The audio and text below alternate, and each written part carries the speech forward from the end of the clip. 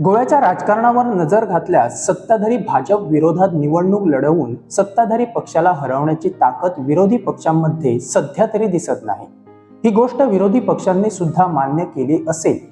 गोव्याचा प्रादेशिक पक्ष मगो सध्या भाजपचाच हात धरत आहे, तर दुसऱ्या बाजूला नव्याने अस्तित्वात आलेला युवा चळवळीचा रेव्होल्युशनरी गोवन्स पक्ष अंतर्गत वादात अडकल्याचं दिसत आहे। दुसऱ्या बाजूला गोवा फॉरवर्ड हातपाय बडवत आहे, पण सत्ताधारी भाजपला हरवणे विरोधी पक्षांना खरंच शक्य आहे का असा प्रश्न असताना गोव्यात विरोधक सोडा, भाजपातच भाजप विरुद्ध भाजप अशी राजकीय समीकरणे तयार झाली आहेत। या सगळ्यातून स्वतःच्या खुर्ची सेट करण्यासाठी सीएमओ विरुद्ध एक मंत्री, सीएमओ विरुद्ध भाजप, कॅडर विरुद्ध इम्पोर्टेड अशी अनेक नवी राजकीय समीकरणे तयार झाली आहेत। भाजपच्या कोर समितीच्या बैठकीत हा मुद्दा उपस्थित केला असल्याच्या बातम्या झळकल्या आहेत। जर तुम्हाला आमचे व्हिडिओ आवडत असतील तर आमचे चॅनल सबस्क्राईब करायला मात्र विसरू नका, ही आमची तुम्हाला कळकळीची विनंती। सध्या राजकीय परिस्थितीचा आढावा घेतला असता ज्या ठिकाणी भाजप आमदार आहेत त्याच ठिकाणी भाजपच्या पडद्यामागील शक्ती वावरताना दिसत आहेत। त्यात काही जण कॅडर, काही मुख्यमंत्र्यांच्या जवळचे तर काही आजीमाजी आमदार आहेत, काही जण विरोधी पक्षातील तर काही नव्याने आमदार होण्याचे स्वप्न पाहणारे अनेक जण सध्या भाजपच्या चुलीवर आदण ठेवायला पाहत आहेत।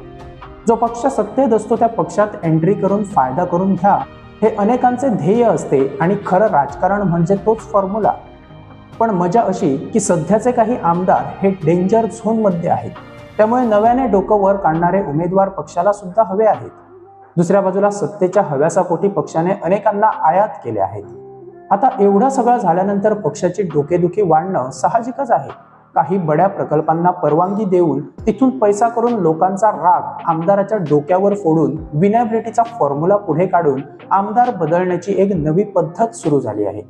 5 वर्षाचा आमदार करून मंत्रिपदाच्या शर्यतीतून अनेक प्रस्थापितांना साईडलाईन करण्याचाही अनेकांचा राजकीय फायदा ठरणार आहे।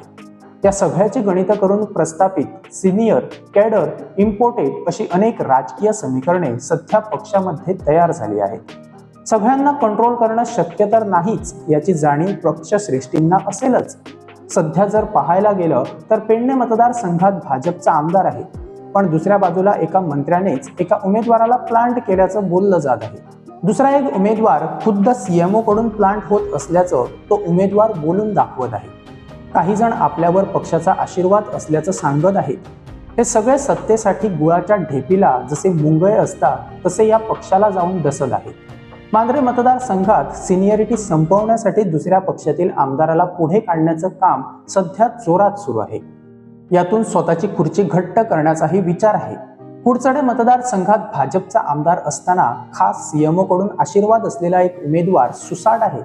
सावर्डे मतदारसंघात परिस्थिती वेगळी नाही, तिथे आमदाराहून जास्त सीएमओचा जय जयकार सुरू आहे। एका बड्या मंत्र्याच्या विरोधात स्वतःची खुर्ची सुरक्षित ठेवण्यासाठी म्हणे एका बड्या नेत्याने इंडिपेंडंट उमेदवाराला प्लांट करण्यास सुरुवात केली आहे। मगोच्या मतदारसंघावर देखील भाजपची नजर आहे, पण सुधीन यांचा राजकीय गणित भाजप सोडवू शकेल का हा प्रश्न आहे। या सगळ्यावर भाजप आणि मुख्यमंत्री मात्र मौन बाळगून आहेत। आता निवडणूक काही महिन्यावर येऊन ठेपली असताना ही राजकीय गणितं सत्ता टिकवण्यासाठी उपयोगी पडतील की मारक ठरतील याचा विचार पक्षाने सुरू केला असेलच।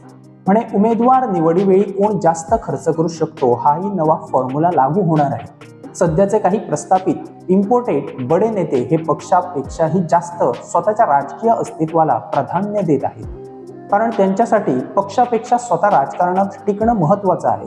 या पक्षाने अनेक नेते घडवले आणि अनेक नेत्यांना घरी बसवलं, ही गोष्ट पक्षातील काही नेते अजूनही विसरलेले नाहीत। दुसऱ्या बाजूला पाहायला गेल्यास एसटी आरक्षणाचा विषय सगळ्या एसटी आमदारांनी लावून धरला आहे। एसटी आमदारांना पक्षात कुठेतरी स्वतःचा कम्फर्ट झोन हरवत चालल्याची जाणीव झाली आहे। यातूनच सगळ्यांनी एकत्र यावं हाच एक उपाय त्यांच्यापुढे होता आणि त्यांनी ते केलं। दुसऱ्या बाजूला एसटी आरक्षणाचा विषय सध्या जोरदार चर्चेचा विषय ठरला आहे। जर आरक्षण आलं तर काणकोण आणि प्रियो हे 2 मतदारसंघ जर एसटीसाठी आरक्षित झाले तर त्या ठिकाणी भाजपचेच दोन्ही एसटी आमदार असल्याने त्यांच्यासाठी ती चांगली गोष्ट ठरेल। पण केपे मतदारसंघ एसटीसाठी आरक्षित झाला तर तिथे मात्र भाजपचे उपाध्यक्ष बाबू कवळेकर यांची संधी पक्षाने मोकळी केल्याचं म्हणावं लागेल। विनॅबिलिटी असतानाही त्यांना दक्षिण गोवा लोकसभा निवडणुकीसाठी उमेदवारी नाकारण्यात आली होती। मग आता त्यांचं पुढं काय? दुसऱ्या बाजूला ज्या ठिकाणी भाजप उमेदवारांचा ग्राफ निगेटिव्ह आहे त्या ठिकाणी नव्या उमेदवारांना प्लांट करण्याचं काम सध्या सत्ताधाऱ्यांकडूनच सुरू आहे।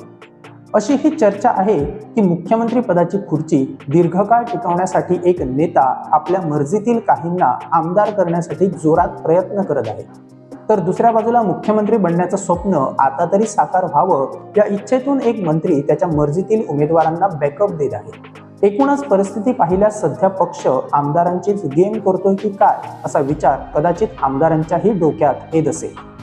या सगळ्या राजकीय गणितातून एक गोष्ट मात्र नक्की, सामान्य मतदारांनी करावं काय? गोव्यात कितीतरी विषय अधांतरी आहेत, विस्कटलेले विरोधक आणि जनतेला हवा असलेला बदल। हा बदल आता फक्त आमदार बदलूनच समाधान मानावं लागेल अशी परिस्थिती आहे। जो प्रचार सत्ताधारी भाजप करू शकतो तो एकही विरोधी पक्षाला शक्य होणार नाही। या परिवर्तनाच्या सरकाराचं इम्पोर्ट आणि नवे आमदार हेच परिवर्तन आहे हे आता कदाचित जनतेनेही मान्य करून घेतलं असेल।